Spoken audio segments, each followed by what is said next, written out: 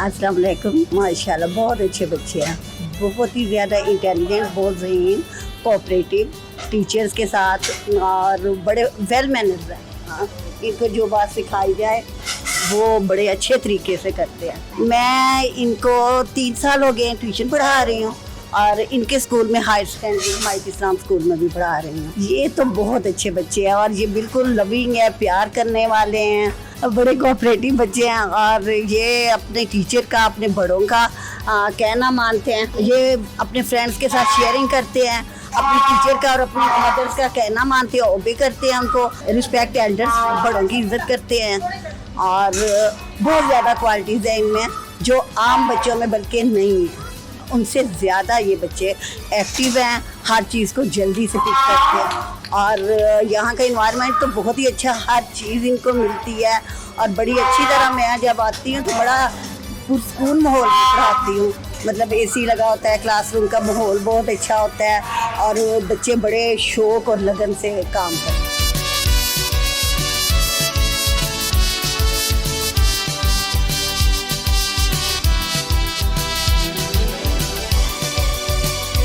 अल्लाह हम तेरी ही इबादत करते हैं और तुझी से मदद मांगते हैं। जनाब सदर, मोअज़्ज़ज़ हाज़रीन, अस्सलाम वालेकुम। पाकिस्तान का 77वां यौम आज़ादी मुबारक हो। आज 14 अगस्त 2024 है। 14 अगस्त 1947 को हज़रत क़ायद-ए-आज़म मोहम्मद अली जिन्ना रहमतुल्लाह अलैह की अजीम क़यादत में हमें पाकिस्तान मिला। और अगर हम उससे 17 साल पीछे चले जाएँ तो खुतबा इलाहाबाद में हज़रत अल्लामा इकबाल ने, उनकी तस्वीर भी यहाँ है और वो भी सदारत करते रहे हैं इस अजीम इदारे की।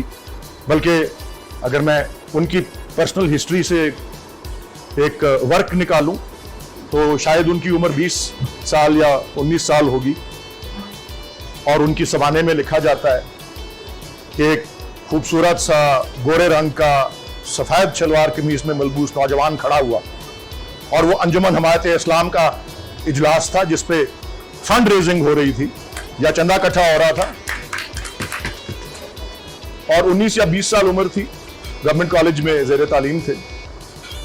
तो उन्होंने अपनी नज़म नालाए यतीम पढ़ी और नालाए यतीम के 3 हिस्से हैं एक तरह से आप अगर समझ लें तो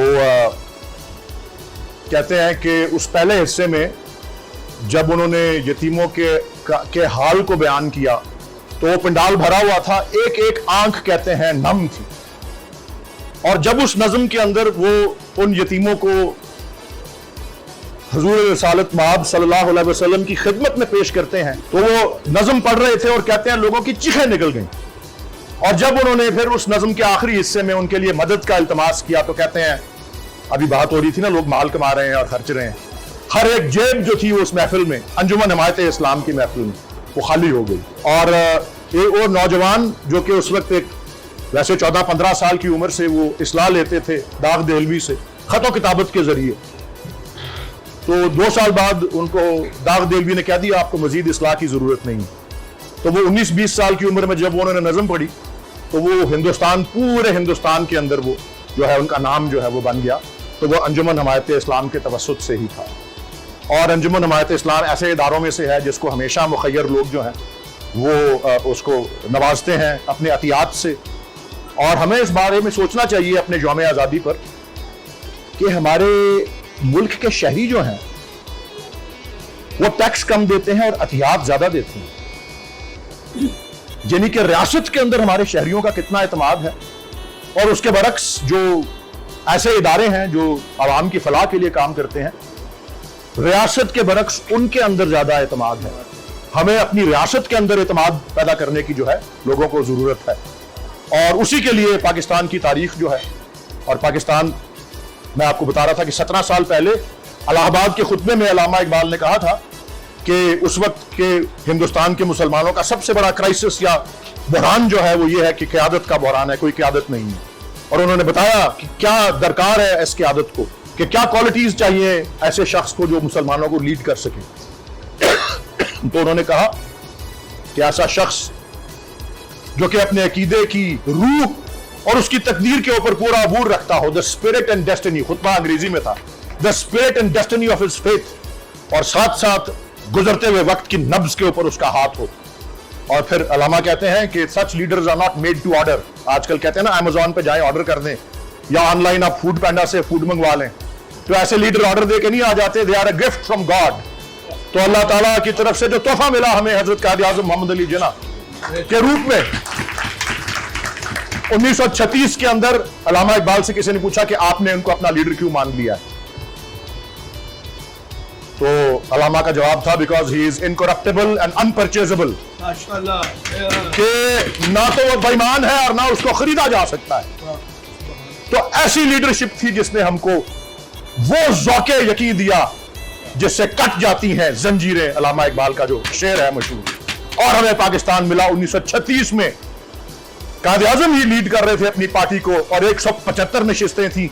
36 और 37 में एक इलेक्शन हुआ था यहाँ पे, नवंबर 36, दिसंबर 36 और जनवरी 37 ये इलेक्शन शेड्यूल था। 175 में से 4 सीटें मिली ऑल इंडिया मुस्लिम लीग को, उनमें से 2 लुढ़क गए। लोटे उस वक्त भी होते थे, तब फ्लोर क्रॉसिंग वाला क्लॉज नहीं आया था हमारे आईन में।